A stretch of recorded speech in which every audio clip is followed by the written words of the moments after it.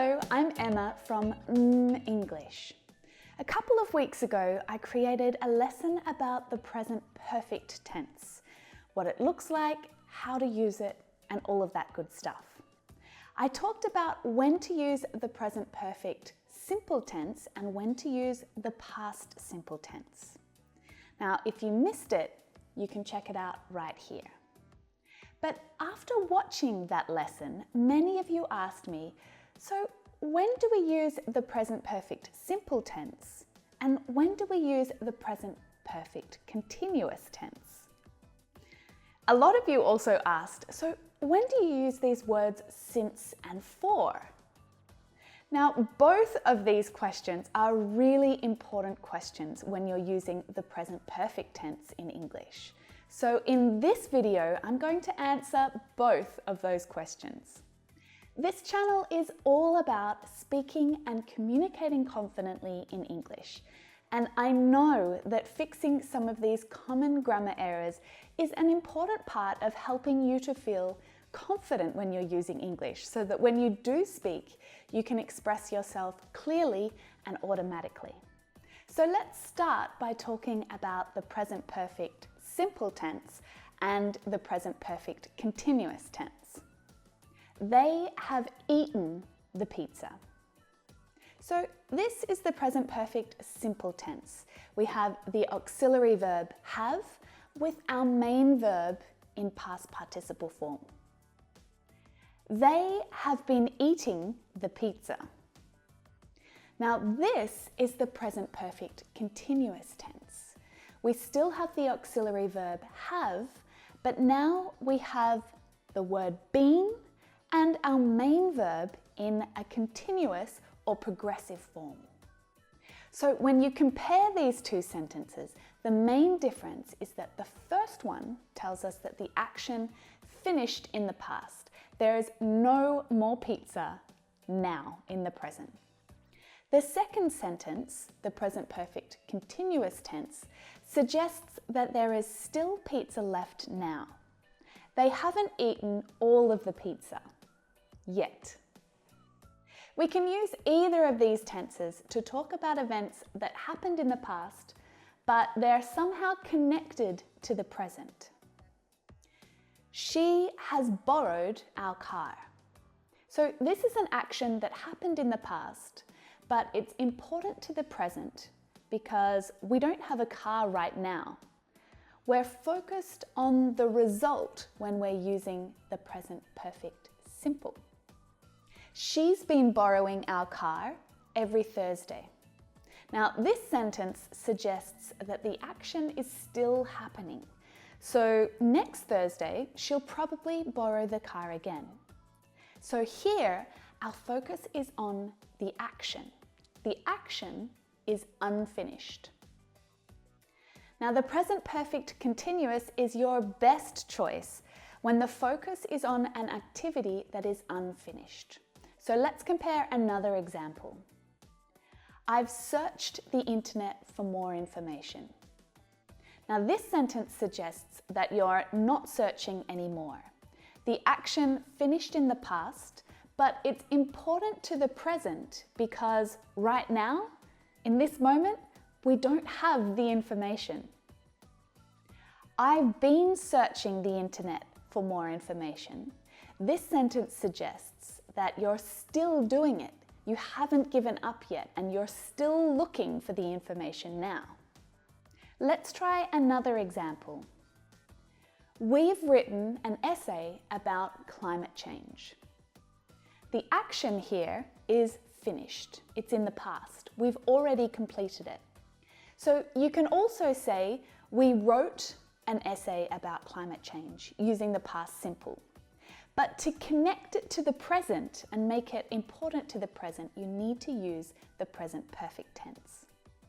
Think about if you were with a group of scientists and you wanted to demonstrate to them or show them that you were knowledgeable about the topic of climate change. You can connect your past experience to the present using the present perfect tense. Writing the essay is part of your life experience now. We've been writing an essay about climate change suggests that you're still doing it. The essay is not finished yet. You're still working on it at the moment, in the present. I have been studying Spanish. This is an unfinished action. I'm still doing it. The continuous form makes it clear that the action is still happening. I'm still studying in this moment. I have studied French. By using the present perfect tense here, it suggests that the action happened regularly in the past, but that it doesn't happen in the moment. But by using this tense, not the past simple tense, I'm suggesting that somehow it's meaningful or relevant to the present. Like, I know a little French. I'm not studying it at the moment, but I know a little. Okay, this last example is a little more difficult to explain and understand.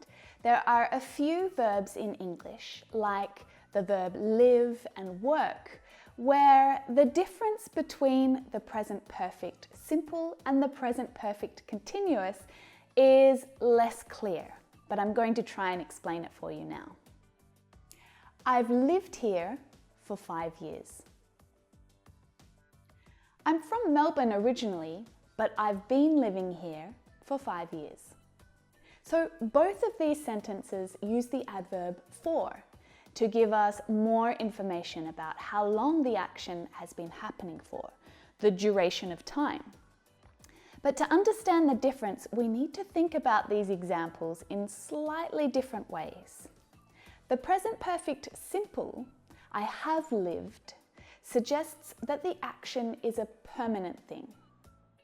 The present perfect continuous often tells us that the action is a more temporary thing. It's not as permanent. It suggests that I might live somewhere else in the future. Okay, how do you feel about the present perfect simple and the present perfect continuous tenses now? Hopefully a little clearer. Now we're going to focus on those two adverbs that you can use with these tenses. Now there's quite a few adverbs that you can use with the present perfect tenses, like already, yet, before, just, ever, never. But in this lesson, we're going to focus on for and since. Both of these words are used with the present perfect tenses and the past perfect tenses. And both of these words explain how long something has been happening for. It's a duration of time. So when you're using the present perfect tense and you want to give more information about the amount of time that the action's been happening for, you can use the words for and since. Now, it's important to remember that the word since can only be used with the perfect tenses. But the word for can be used in other tenses as well, when you want to give more information about the time it took to do something. So these two important words can be easily confused in the present perfect. Using the wrong one is a very common mistake for English learners. We use the word for with a period of time. Okay, so like 3 days, this is a period of time. So I want to show you on a timeline how this works. This is today, this is Sunday, and this point in our timeline is Thursday. This is when the action happened, or it started happening. So the focus is on this period of time here. For periods of time, we need to use for 3 days, for 3 months, for an hour, for 2.5 years, for a long time. Even though we're not talking about a specific amount of time, this reference refers to a period of time, a long period of time. So we still need to use for. Now let's add this to some of the examples in the present perfect structure. We have lived in London for 6 years. He has borrowed my car for 3 days. They've been waiting for an hour. Now, you need to use since with a specific moment in the past, with a specific point in time. So let's go back to our timeline to talk about it. So today's Sunday, here we are on Sunday, and this is the point when the action happened or it started happening. This point is Thursday. So we can say that we've been doing the action since Thursday. So the focus is on the point in time when the action happened or it began. So since I lived in Brazil, or since 3 o'clock, since 1992, since last week. So let's add since to the present perfect structure. I have lived here since I was a child. I've been working here since April. They've been waiting since 9 a.m. I've had these pens since I was at school. I've been expecting the parcel since last Tuesday. These structures with for and since are really useful when answering questions that start with how long.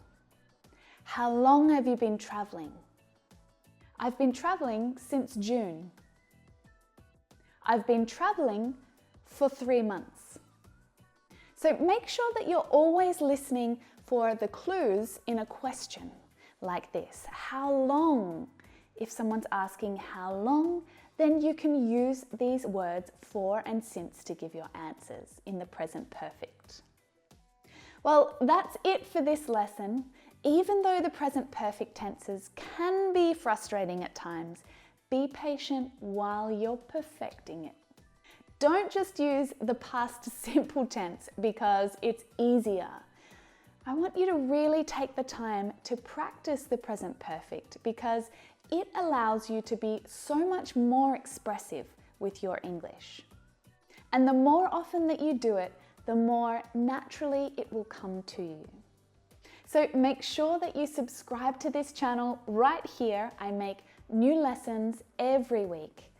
To keep practicing with the present perfect tenses, watch this playlist here because I've been making a few lessons about the present perfect recently.